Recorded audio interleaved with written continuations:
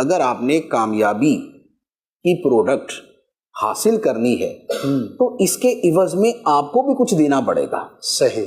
اب وہ کیا دینا پڑے گا؟ وہ اس کامیابی کی نوعیت پہ ہے کہ آپ کیسی کامیابی حاصل کر رہے ہیں. آخرت کی کامیابی کے لیے آپ کو کچھ دنیا قربان کرنی پڑے گی. صحیح. ٹھیک ہے. پیسوں کی کامیابی کے لیے آپ کو کچھ وقت قربان کرنا پڑے گا. اچھا، اسی طرح کو عہدہ اور منصب پانے کے لیے آپ کو اس اعتبار سے اپنے آپ کو مشقت میں ڈالنا پڑے گا. وجہ تو انسان جسمانی، ذہنی، مالی، معاشرتی، خاندانی اس طرح کی بہت سی قربانیاں دیتا ہے، یہ قیمت ادا کرتا ہے تو اسے اس کے بدلے میں کامیابی ملتی ہے. اسے اگر ہم بہت آسان الفاظ میں سمجھنا چاہیں تو آپ یوں کہہ لیں کہ ایک شخص اپنے خاندان کے مالی حالات اچھے کرنے کے لیے کسی دوسرے ملک چلا جاتا ہے. جی. وہاں جا کے وہ کماتا ہے، محنت کرتا ہے، وہ اپنے پیچھے پہلے اس کا کرائے کا گھر تھا، اب اس کا ایک ذاتی گھر ہو جاتا ہے. پہلے چھوٹا گھر تھا، اب بڑا گھر ہو جاتا ہے.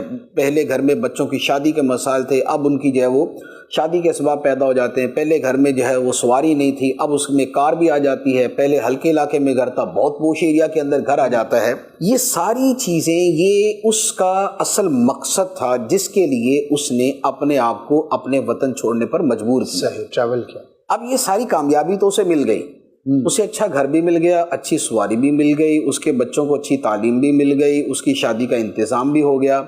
یہ جتنے نتائج اور جتنے مقاصد اور جتنے اہداف تھے وہ اسے حاصل ہو گئے.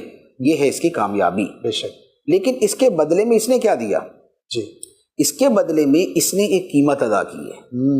اس نے اپنا وطن چھوڑا، اس نے اپنا شہر چھوڑا، اس نے اپنے دوست چھوڑے، اس نے اپنی فیملی چھوڑی، اس نے اپنے جتنے بھی دوستوں کی گیدرنگ اور ایک انسیت اور ایک اپنائیت کی زندگی تھی اسے چھوڑا.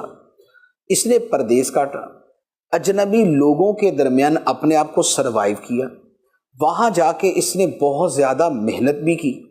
تو اب یہ جتنی چیزیں ہیں یہ قیمت کہلائیں گی اس کامیابی کی. صحیح. جو کامیابی اس نے حاصل کی ہے. تو جیسے بیرون ملک جانے والا ایک شخص اگر مالی اعتبار سے بہت سی کامیابیاں حاصل کرتا ہے تو اس کے ساتھ پھر وہ بہت سی قربانیاں بھی دے رہا ہوتا ہے، اور یہ قربانیاں اس کی قیمت کہلاتی ہیں. یہی معاملہ آپ طالب علم کا لے لیں. ایک طالب علم جو ہے وہ لاہور سے کراچی پڑھنے کے لیے آتا ہے. جسے جامعۃ المدینہ میں آیا. جی.